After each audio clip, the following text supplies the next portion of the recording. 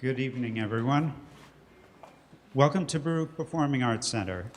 I'm Ted Altschuler, director here at BPAC, which is made up of two intimately scaled performance spaces on 25th Street between 3rd and Lexington Avenues. We present a season that invites the Baruch College community and all New York culture lovers to experience performing art across many genres and cultures, with an emphasis on the way that the arts can bring topics of social justice to light. The idea for this Art Speaks Justice segment on the politics of race was prompted by a music theater piece entitled DWB, short for Driving While Black. And in case it's not familiar to you, this phrase references the unequal number of traffic stops by law enforcement that African Americans have faced due to the application of stereotypes, particularly when a young man is behind the wheel. DWB features music by Susan Kander and a libretto by Roberta Gumbel, both Kansas City natives. They were moved by the events that followed the shooting of Michael Brown by police in neighboring Ferguson, Missouri, an event which the Department of Justice later characterized as resulting from a pattern of unlawful police conduct motivated by racial stereotyping. Certainly news media reported widely on those events, but Ms. Gumbel, recognizing her role as a storyteller through music, wrote a personal narrative, not just describing, but evoking the experience of an African-American parent who, as their son approaches driving age, finds themselves fraught with anxiety rather than celebrating their child's coming of age. In combining words and music, the music theater form allows for a mix of the concrete and the abstract, the explanatory and the emotional. What this art form does beautifully is allow a character not just to speak about an experience, but to speak out of it, allowing the listener to connect as one human being to another. Let's listen.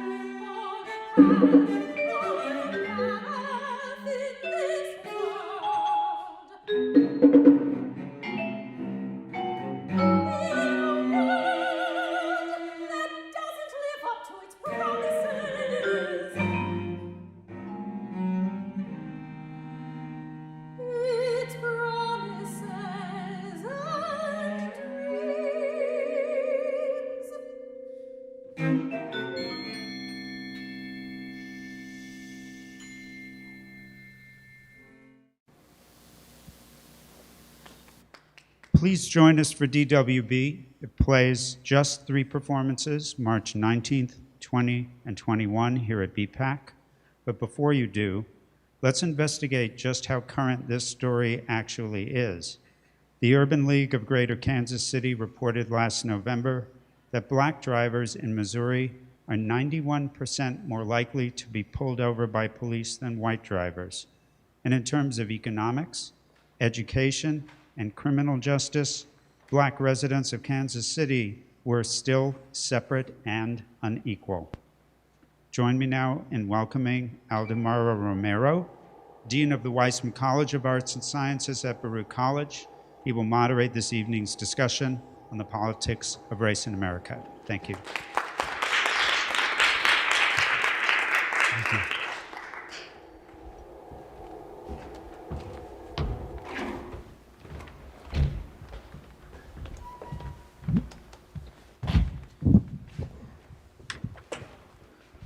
Good day to everyone.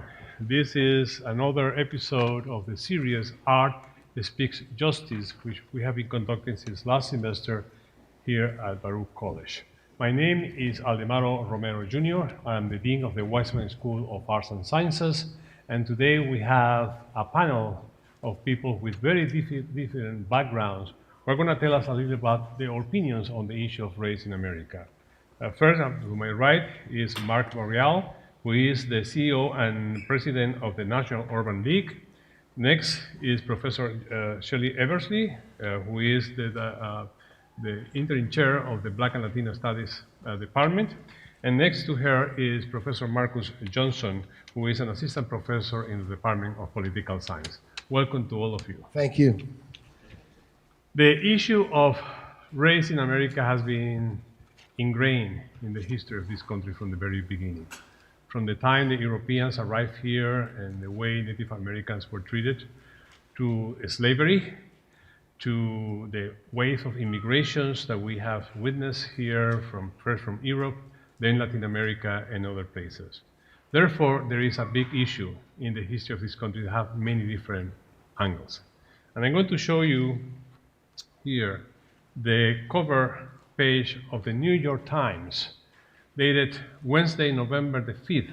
That is the day after Barack Obama was elected President of the United States. And the title says, Obama, racial barrier falls in decisive victory. Immediately after that, people started to talk about colorblind America, the end of racial injustice, and all the like. But 12 years later, we are seeing one of the worst periods in American history when it comes to all kinds of bigotries, not only racial, but religious, by country of origin, and everything else. So let me ask the panel, beginning with you. What happened? Well, first of all, good evening to everyone. Good to be with you, Dean, and to both distinguished faculty members. First of all, the idea that President Obama's election ushered in a post-racial era in American history or in American politics was a bogus assertion. The truth is that what President Obama's victory meant is that on that day, and at that moment, for many Americans, for many white Americans, race was not a barrier to voting for a highly qualified black man to be president of the United States. And I think it was disingenuous, I felt that way at the time, to suggest that simply, merely, as significant as it was in American history and as joyous a day as it was, and as celebratory a mood that I felt, that the president's election somehow meant that racism would disappear, that a colorblind America would abound. I think we witnessed the fact that American history is replete with powerful steps forward followed by backlash. And what we witnessed in the administration currently in office and the forces that elected this was a backlash to the President Obama's election in many, many respects. So, I mean, it's hard to encapsulate it, but racism to me is a disease that is ingrained in the American ethos. And I've always felt that it's our job as a generation to cure that disease, to eradicate that disease, so that we can truly become e pluribus unum, so that we can truly become a nation that is just and fair to all people. I'll say this finally. I think America has to be both colorblind and color conscious, because I think you cannot pursue justice.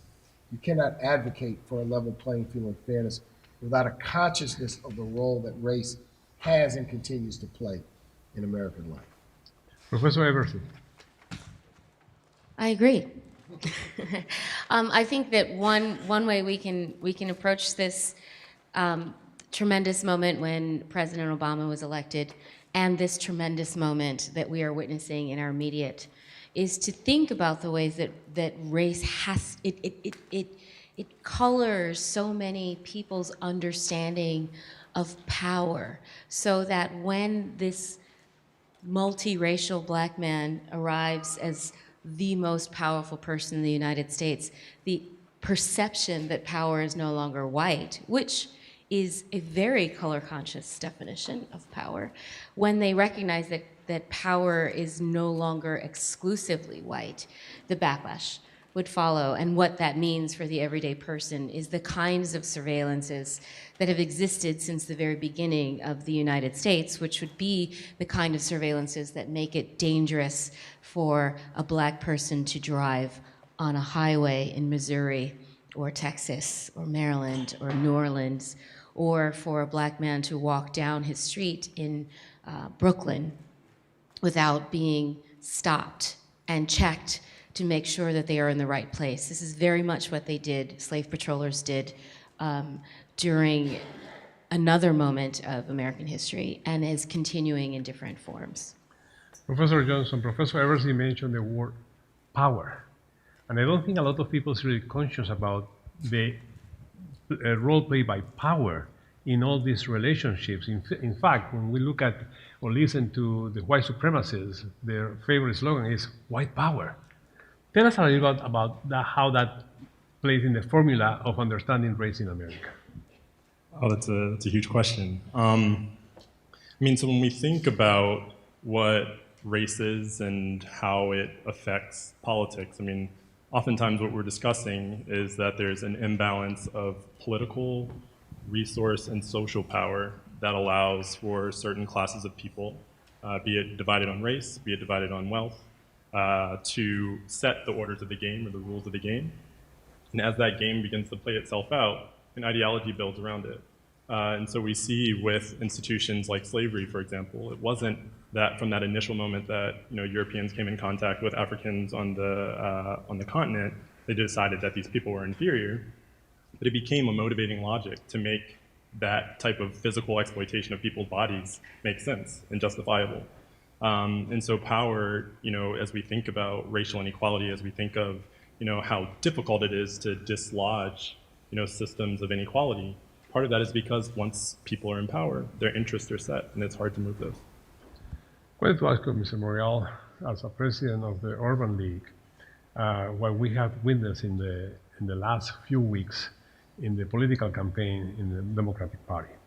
And we saw the former mayor of New York, Mr. Bloomberg, first apologizing for the stop and frisk policy, conveniently a few days before launching his political campaign. But that was a point that was really slammed him in many ways, in many political circles. Why do you think that things so controversial like that, things that are obviously biased against minorities, these policies are still being put in practice, whether we talk about voter suppression and all the kind of other politics in this country? I always thought, I was mayor of New Orleans. I ran a very successful police reform effort in the 90s. I had to tackle 400 plus murders, significant levels of violence, significant levels of black on black violence. And we did it without resort to such tactics as stop and frisk. So when I talk about stop and frisk, I'm not talking simply as an activist. I'm speaking as someone who hired a police chief, participated in the design and execution of a highly successful police reform policy and a public safety and violence eradication policy, and never really understood the logic of widespread stop and frisk in this city. Always thought that it was, number one, abusive, number two, inefficient, number three, the kind of thing that would produce abundant backlash in the community. It is important for people to recognize that what it took to stop and frisk in this city was a civil rights lawsuit. It required a courageous federal judge, when presented with a lawsuit by some highly talented lawyers, to find that stop and frisk was racially motivated. And I think it was a foolish policy from the very beginning.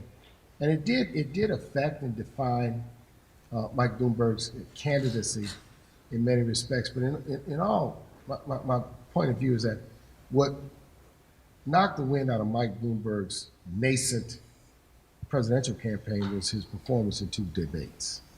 I thought his performance in both of those debates, probably more than anything, knocked the wind out of his candidacy because he had made some fairly significant progress in getting African American mayors from around the country, who in many respects may not have been really familiar with New York City, to endorse his candidacy because of his relationships, because of his philanthropy, and because some of the commitments he made.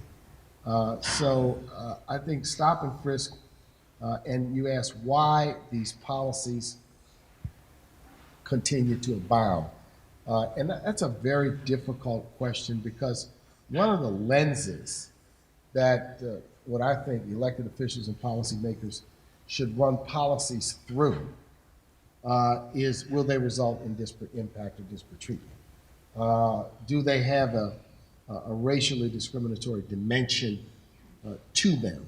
What was interesting about stop and frisk, and this was shared with me by people who were close to the Bratton administration, is that wherever you had a large number of stop and frisk incidents, the popularity and the approval ratings of the New York City Police Department were very low.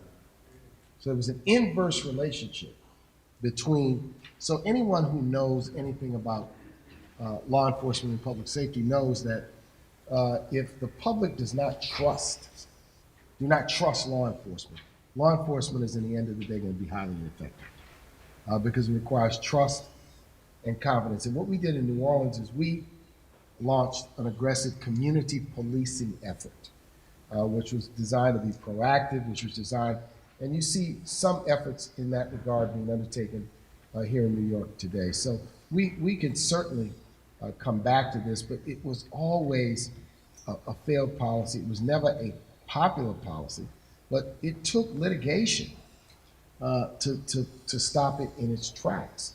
And I think, but for that litigation, that policy might still be around in a big way today. Professor Eversley, I have spoken with a number of African American women who have adult or teenage children who were the victims of a stop and frisk. And they were surprised when they told me that they found out just by chance that their children had been victims of that policy. What do you think is there in the mind of the victims of this particular policy that makes them feel like they cannot even share that type of things with their parents? What is the psychological effect of that?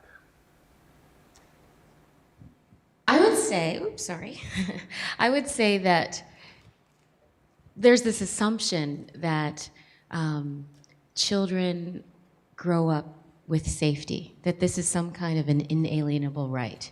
And parents, when they have children, what they want most is that their child is safe. And if you are a child and you go home and you have to tell your mother that you are not safe, that the threats to your mobility are constant, they're everyday, they're commonplace, is a real assault, not just to the person who experiences it, but to the very assault, to the very notion that a parent can protect her child, or mother can protect her child. In Driving While Black, the performance we'll see next week, this is the thing, right? This is the moment when a mother, a parent, anyone who loves someone who's Black has to recognize the fact that racial terrorism has made it impossible for a mother to expect her child can move around in this world with safety. Professor Johnson, as a political scientist, I wanted to ask you, certainly we made a lot of progress in the 60s when it came to legislation. Civil Rights Act is one of the prime examples of that. But yet it seems that the political system in this country hasn't changed that much. All likelihood is the next president of the United States is going to be an older white male. So what kind of reforms do we need in this country in order to change that in a dramatic or substantial way? Sure. So the one of the crowning achievements of the Trump administration in 2018 was the First Step Act, which was kind of this bipartisan moment where Democrats came together in the House, the Republicans in the Senate, and with the White House to really do some very marginal reforms to the prison industrial complex. Essentially, making it easier for prisoners to access programs to reduce recidivism. And I think one of the bigger moments that we're likely to miss is that it's very easy to look at these proximate causes of mass incarceration and think that if we change these things, if we, eliminate bail, if we reduce sentencing disparities, if we, reduce these things that reduce, kind of judicial discretion at the moment of sentencing, that then we'll address this problem.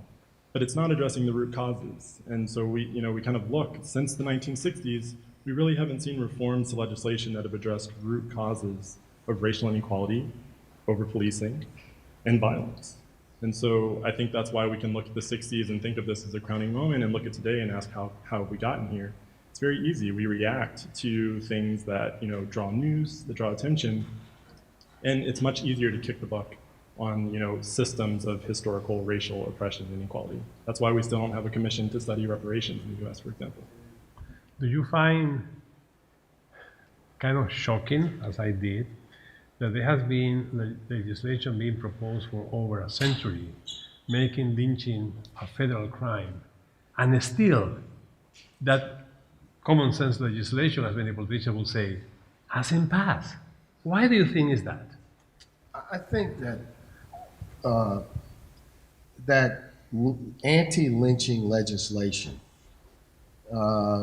and the anti-lynching movement gave rise to the creation of the NAACP, the National Urban League, and the civil rights activism of the early 1900s, when lynching was a considerable issue in the United States. I think after World War II, the civil rights advocacy then began to focus on public accommodations, ending segregation, ending segregated schools and public facilities.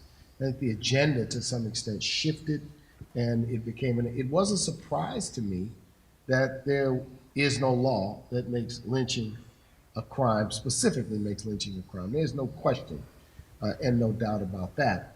But I wanted to say this, the 1960s was an interesting period where activism and practical politics came together. The activism of the 1960s led to important legislative successes. 1964, the Civil Rights Act of 64, 1965, the Voting Rights Act, the 1966 anti-poverty programs and the Great Society programs, the 1968 Fair Housing Act. And then there was, and people need to really, there was the election in 1968. The election in 1968, when Richard Nixon won a narrow victory. One of the primary reasons he was able to win a narrow victory is that there was a third-party candidate in that race that got 12% of the vote and won a number of states in the Electoral College. Anybody remember his name? George Wallace. George Wallace ran, and pretty much because many of these southern states were probably going to vote Democratic anyway, ended up. So what it did is you had the backlash of the Nixon years, then you had the backlash of the Reagan-Bush years. And in many respects, the momentum of the 1960s was stalled, and the African-American political movement, particularly in the South, moved from activism after the Voting Rights Act to seeking to elect people to public office, to state legislatures, to city councils, to mayor's offices. In those states where you had judicial officers, the strategy to some extent changed because there was a sense that you could achieve success by and through public office. I think now there's a growing awakening that activism is an essential element of change, but that activism has to have objectives. It has to have a result. It has to have a goal. It has to be a strategy. And that it has to be tied to achieving success. So I'm a very big believer that it is a false choice to choose activism or elected politics. I think all of it are important. Activism or elected politics or litigation or thought leadership, whatever you want to call it. I think all of these things are essential to a movement for progressive change in this country. Talking about activism, I wanted to ask Professor Eversley, as a teacher of African American literature, to what extent do you think that the most famous writers of African American heritage in this country have been activists through literature, or to what extent they actually have been changing the themes of the emphasis through times based on the political circumstances? I understand African American literature as an art form that practices resistance and rebellion. And I argue and teach that African American literature is a very important creative site for anyone who wants to understand the ethical crises that define this country. I think that with literature, all kinds of literature and all kinds of art forms, the craft is to be able to make something visible that the eye would normally not be able to see, or that the mind might not be able to sort of comprehend. And so in that way, art affords, and this, I mean art not just by African Americans, but the kind of art that is not just about aesthetics, but also about politics, is about making visible some of the very feelings, controversies, ethical questions that we can't just understand by numbers or by data. And so, yeah, in that way, I'd say African American literature is about resistance, from Toni Morrison to James Baldwin to Frederick Douglass to Alice Walker to Gwendolyn Brooks. They're always thinking about the ways to represent Black humanity, Black power, and here I mean agency, Black lives as they matter, even against an institutional framework that denies the fact that Black humanity is equal to any other humanity.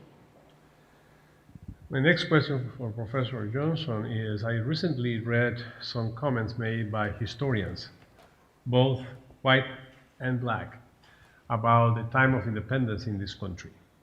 That came the Declaration of Independence, that all men are created equal, as long as you're white, of course. But that they argue that one of the reasons behind the independence movement was that there were already rumors coming from England that they were going to abolish slavery. And most of those participants in there were slave owners.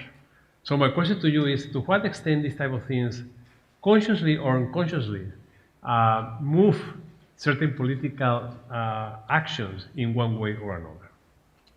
Yeah, I mean, I think one of the things that we're constantly faced to grapple with is to what extent are these things intentional? Like, we kind of have this, desire to really get into the minds of, our framers and get into the minds of our politicians today and, really determine, like, is this person racist? And that's kind of our metric for determining whether whatever gets produced out of that is problematic. And I think, to take even a step back, I mean, really the root of that is it's economic. And so kind of instead of really trying to get into the minds of exactly what it was that they were trying to do with independence, I think it's important to look at the function and the product. And I think, it simplifies the conversation a lot, because you don't have to get into a debate with someone that, vigorously loves American history and try to revise their image of George Washington, for example, who was a slave owner. Instead, just talk about the function, talk about the product.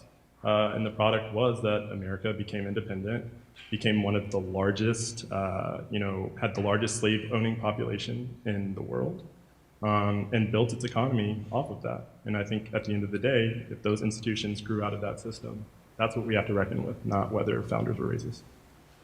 As a former mayor of New Orleans, you had to deal with practical issues on a daily basis. To what extent do you think that even people who call themselves non-racist actually are unconsciously so, not with a bad intention, but in the kind of the products that they generate, the way they interact with people of color. I mean, there's always the fact, right? Always the fact that you're dealing with subconscious racism. I think the thing about what is always interesting to me is how people can express, carry out, support racial bias and be unaware of it, or be absolutely obstinate about the fact that their actions or their words or their views have a racially biased dimension. Because race is an extremely tricky and difficult thing. But what I tried to do as a leader of a city that was multiracial and which was slightly majority African American is recognize that people are not one dimensional, right? White people are not one dimensional. Black people are not one dimensional. No one is one dimensional. And to see people in a single dimension paralyzes your ability to move the ball by finding common ground. As an elected official, it was important for me to one, stand for something, but it was important for me to get things done. You know, I was hired to make things happen, not to just stand for something as a mayor. People want a safer city. They want potholes filled. They want parks and playgrounds that operate and are not dirty. They want a fire department that's going to show up. They want garbage that's picked up. They wanted a curbside recycling program. They always also wanted policies that would promote equity, equity in employment, equity in contracting was a huge issue when I served as mayor of New Orleans. And so trying not to judge people in a one-dimensional fashion was something that I did. I recognized, I grew up in the South. I was born in 1958. I went to the schools in New Orleans as they were first integrated.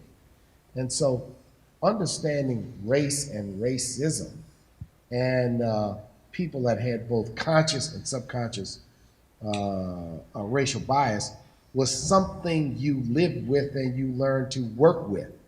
If it frustrates you and gets you angry all the time, you'll be ineffective. You won't be successful, you won't get anything done. If you ignore it and pretend it doesn't exist, you'll also be ineffective in pursuing the aims of fairness and justice and the eradication of racial discrimination in society. So, it's a difficult and it's a tricky thing, but I try to find in building a coalition people who I could, and many times the coalitions I built were built around single issues. I could build a coalition around this issue. I could build a coalition around that issue.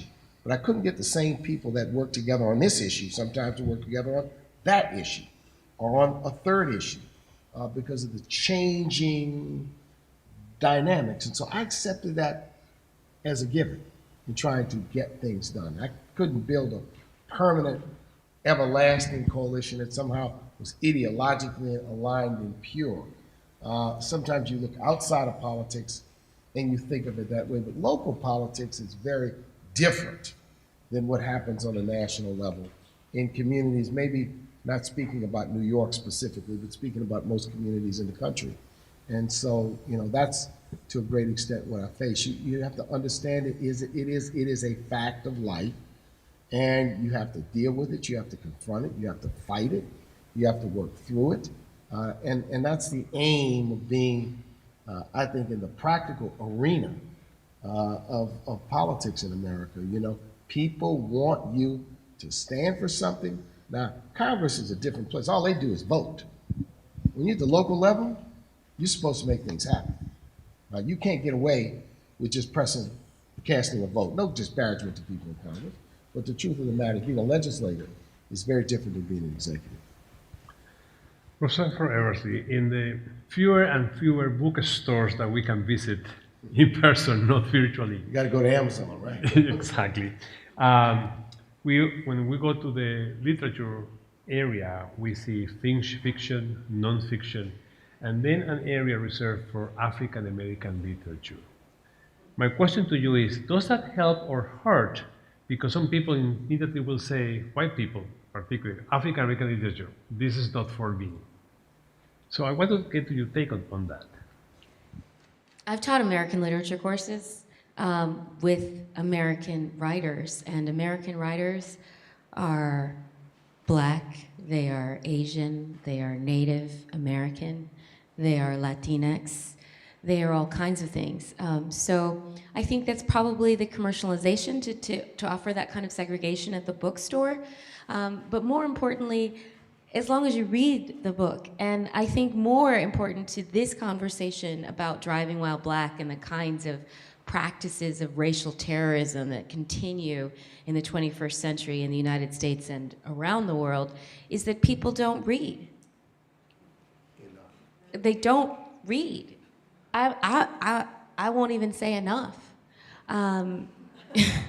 They don't read. And I guess they read their phones, right? well, and now people talk to their phones and they tell their phone what to type to send to someone else.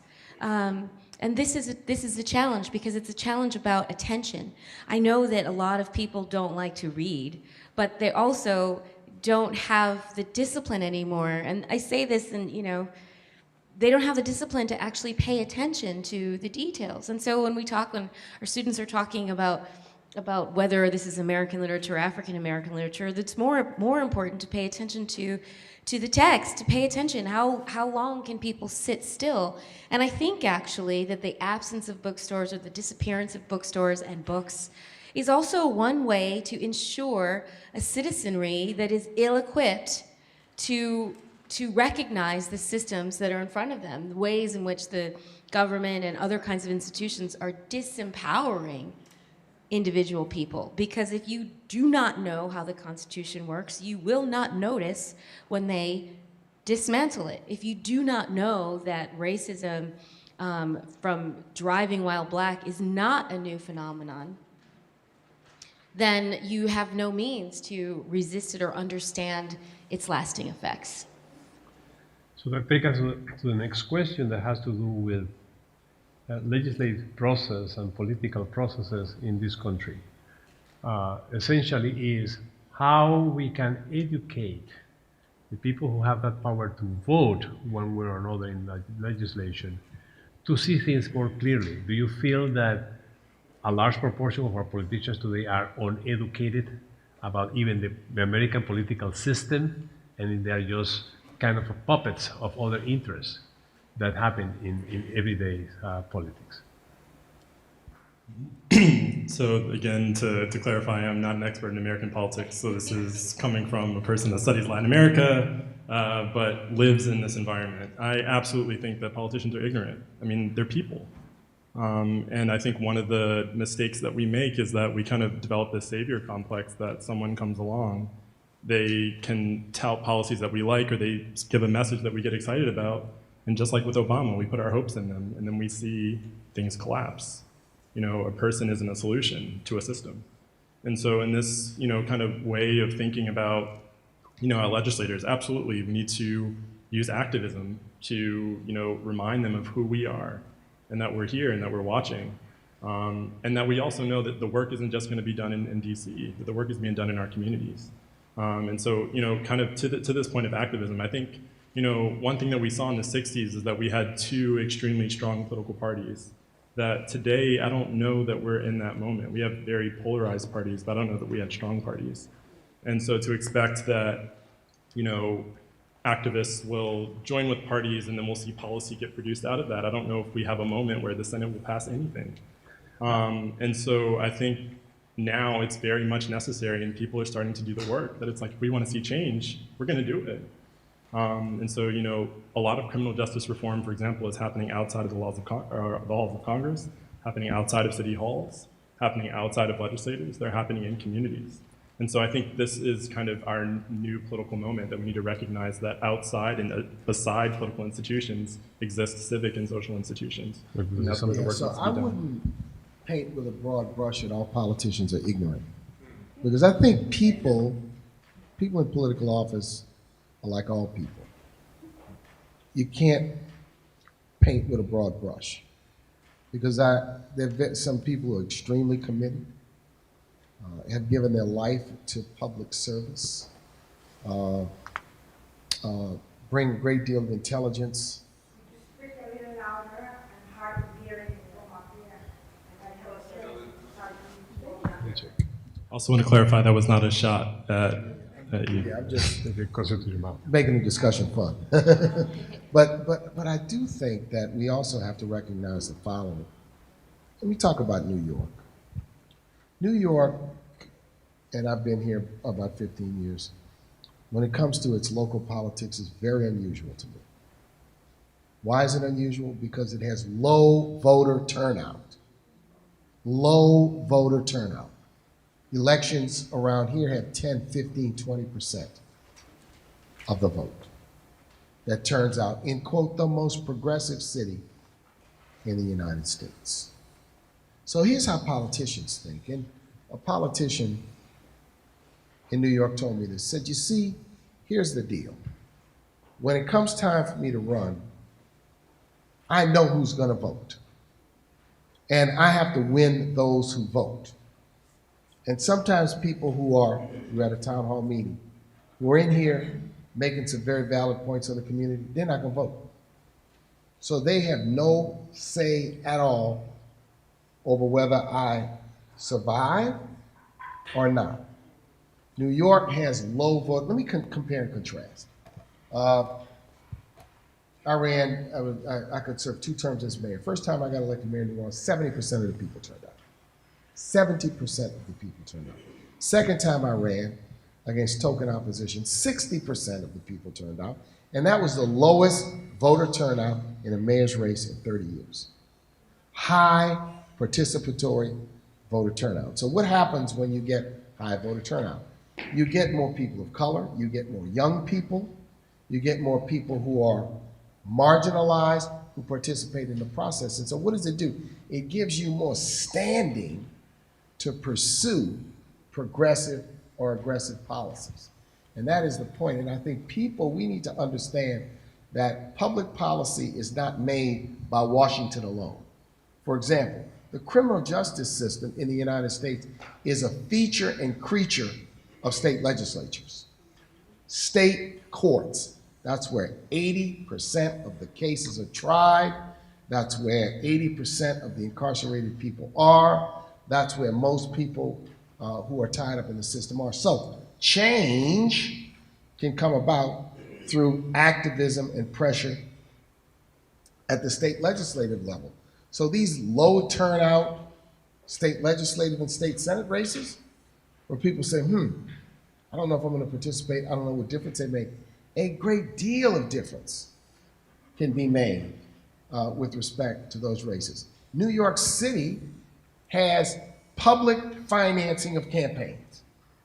People can run and not be beholden to any wealthy special interest groups because you can get public financing.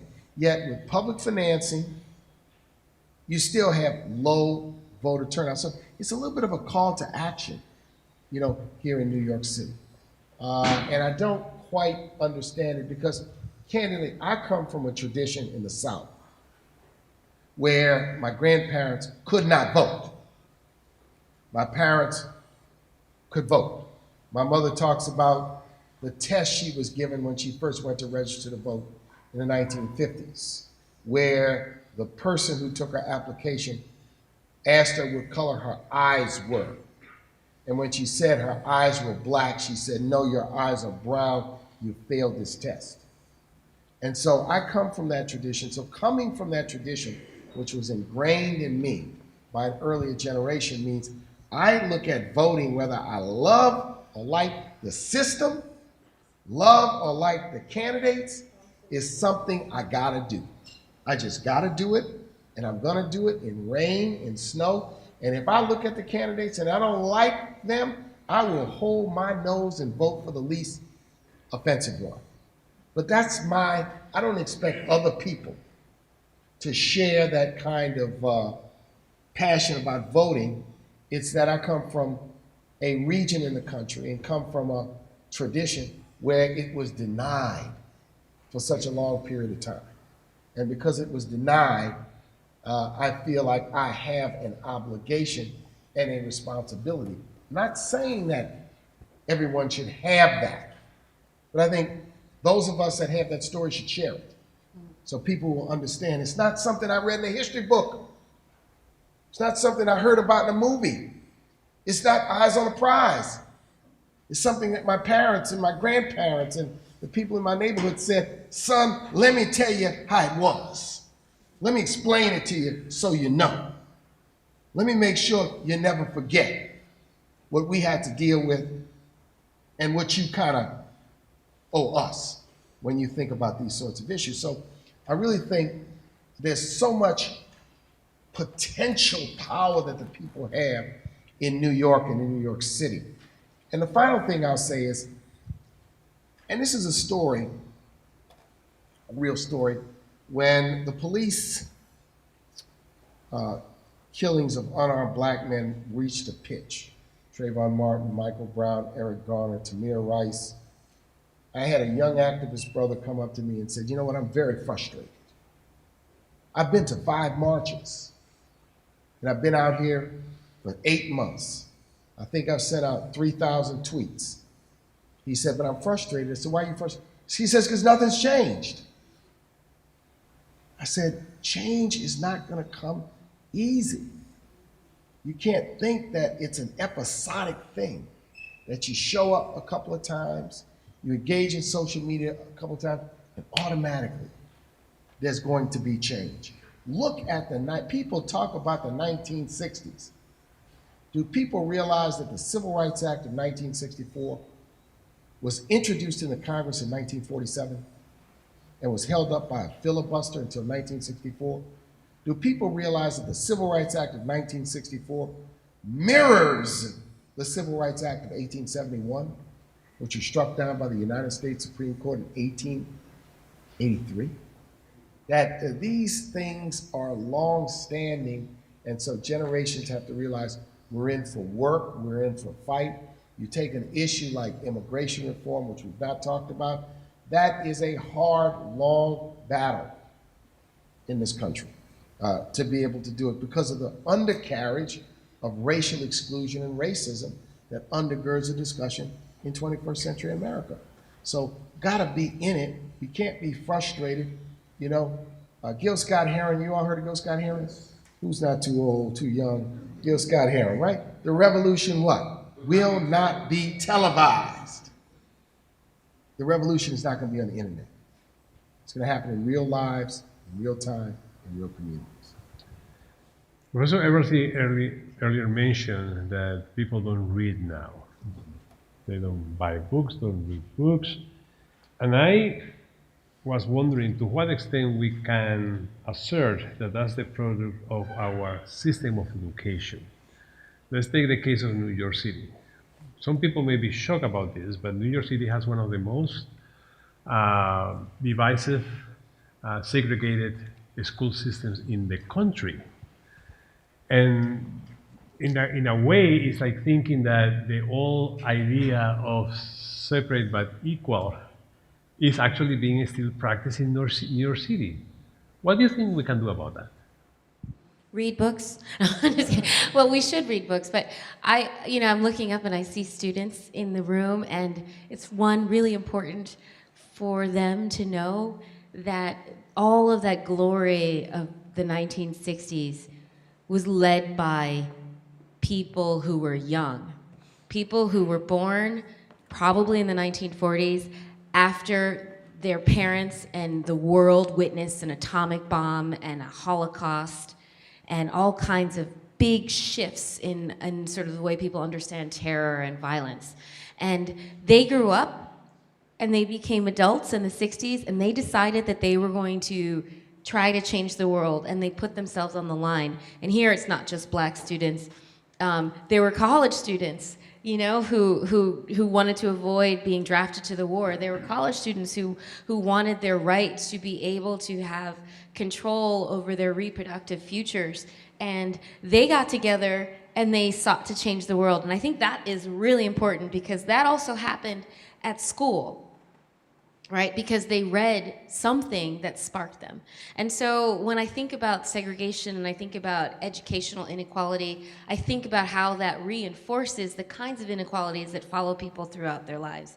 And then I think about our students, the people who are in this room right now, who maybe didn't go to the best high school, or maybe don't live in the fanciest neighborhood, but they have everything they need because they've chosen to study. And whatever that study might be, and this gets back to my question about attention, because it's about being able to understand that it's a long fight, it's a long struggle, being able to understand the terms of their own survival, right? Because in lots of ways, if you are broke, if you are of all kinds of backgrounds, they don't expect us to survive. That's why getting away with racial profiling and driving while black and exclusion acts, etc., continue, because somehow someone on the other side of that argument thinks that they're going to win, and then we don't let them.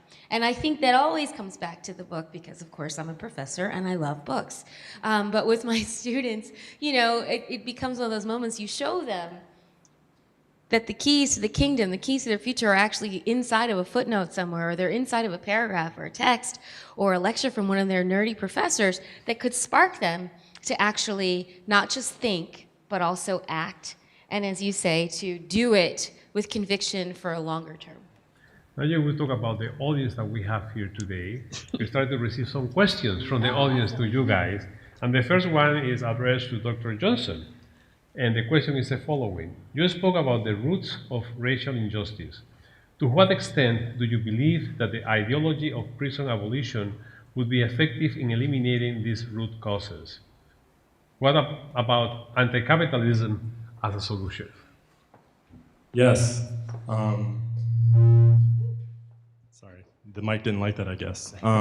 Absolutely. And one of the things that I was thinking about in preparing for this is that if you really want to think about the roots of slavery and the roots of inequality and the roots in our criminal justice system, don't just look at the US, but look at the Americas, where bodies were traded from Africa to Brazil en masse, to Panama en masse, to Colombia en masse, and you see Jamaica en masse, and you see the same structures. And so if you really want to kind of think about, you know, what it means to abolish a system of inequality, it means kind of speaking to those roots and looking at how institutions like the carceral system today, which Professor Michelle Alexander did beautifully in her book, the New Jim Crow, trace those links. I mean, I think that, you know, politicians need more, you know, students need more, professors need more. We need to focus on history. And we really need to be able to tell our history and look at where our institutions come from, and if we really want to understand their structure and the products that they produce. So yes, I think that abolition and, you know, a real serious reapproach to our, you know, embrace of capitalist institutions is necessary, because we recognize that these things are historical, they're ideological, and we were, you know, brought up in an institution to believe that these are the only alternatives, but they're not. And so this is why, in addition to politicians, and in addition to voting, in addition to doing your institutional duties, you also have to do your work outside of the institutions. And that means reading. But that also means figuring out what's going on in your community and how can you be involved. Here's another question which is quite interesting, so please feel free to jump to answer this question. What are your thoughts on white fragility? I have an answer. Okay. Well, one thing is that equality, I said this is a metaphor, speaking of metaphors. I went to a gay bar, and if you've ever been to a gay bar where there's lots of men, usually going to the ladies' room is really easy, right? If they have a ladies' room, there's no line, it's really clean, and it's great. But then if you go to a gay bar or a party, and all of a sudden the bathrooms are all gender neutral and everyone has to stand in line, then you find out all the women in the gay bar all of a sudden are sort of like, why do I have to stand in line? That's just not very many women. But in fact, you stand in line because this is what equality looks like. If everyone uses the same toilet, then, and there's a crowd, you have to wait in line. And I think when we get back to this idea of white fragility, I mean, one of the crises is gets back to power, right? If equality actually happened, it means that VIP access for white people disappears, and they too have to stand in line. And that would make people fragile, because if you're used to VIP access your whole life, and all of a sudden you have to go general admission or regular admission like everyone else, then of course it's going to feel like you are under attack. And of course it's going to make you feel fragile, like you're losing something, when in fact, yeah, you are losing something. You're losing your privilege. And if you advocate for equality, then equality means that everyone has the same access to the bathroom, but everyone also has the same access to power, which means that sometimes we have to wait in line. The only thing I'd add, and this is important, the cause for racial justice has always had white allies throughout history and across the board. At the Constitutional Convention, Benjamin Franklin was an abolitionist. And there was a cadre of people at the U.S. Constitutional Convention who were anti-slavery. They were not so dead set, passionate about it that they drew a line in the sand, no doubt. But they were anti-slavery, and they were abolitionists.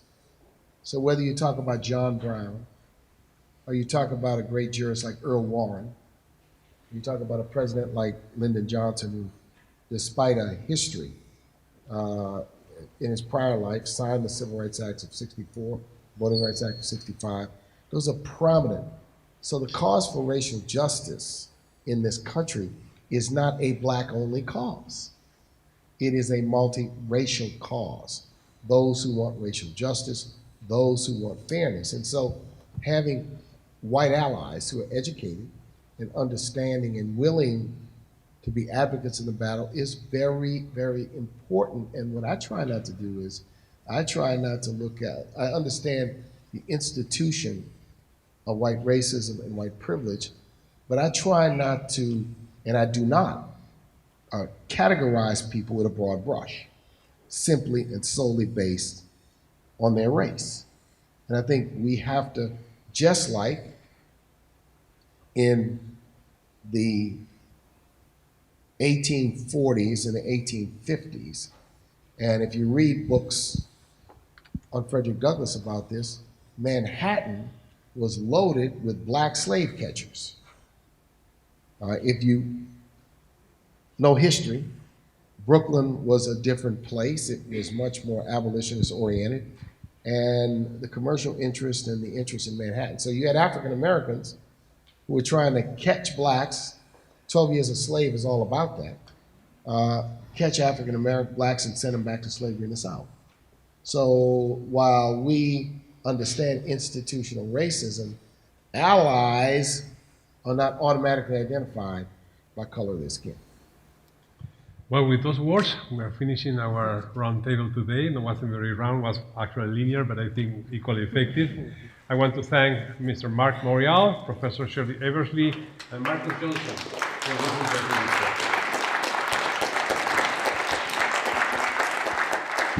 See you next time.